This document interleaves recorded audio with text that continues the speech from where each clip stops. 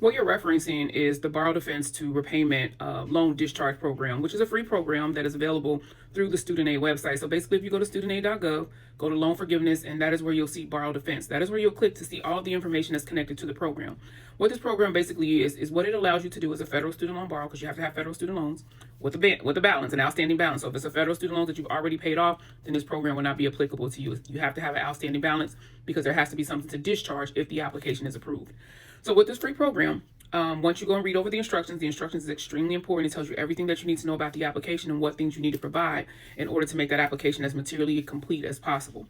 But based on certain conduct or misconduct by the institution that you utilize federal student loans for, and that could be multiple different things. They could have misled you, they could have defrauded you, and then there's also, when we talk about state laws, so there's specific state laws as well that could potentially give you a claim against the school if they broke those. So once you establish what things actually took place at the institution, what your claim is, that is where you will go further into being able to explain all the different things. And when you look at the application, you'll be able to see what exactly it is that the Department of Education wants you to be able to explain when we talk about financial harm, how you were financially harmed, and also based off these statements that were made to you. Even if it was statements, sometimes, it could have been communicated to you verbally over the phone, through advertisement from the school, whatever, you'll see all the information in the application.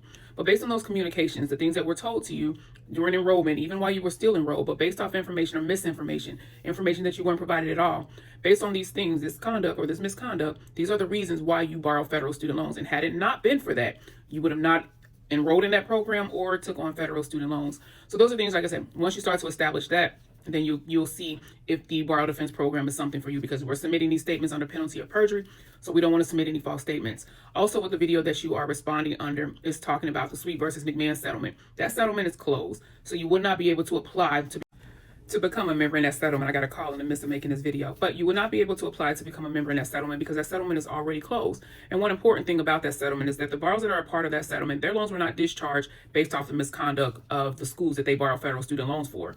Their loans were discharged due to the fact of how the Department of Education handled their applications or mishandled their applications. So that settlement wouldn't even help you with your claim against your institution, in the sense of, we know that there's other borrowers who may have claims against the school, but as far as that particular settlement, because it was against the Department of Education, the complaint, and not necessarily against the school, even though the applications were against the school, but the reason behind the discharge was not based on the misconduct of the schools, if that makes sense, okay? But go to the Student Aid website, read over the instructions to the application, so that way you have an understanding of that first and foremost.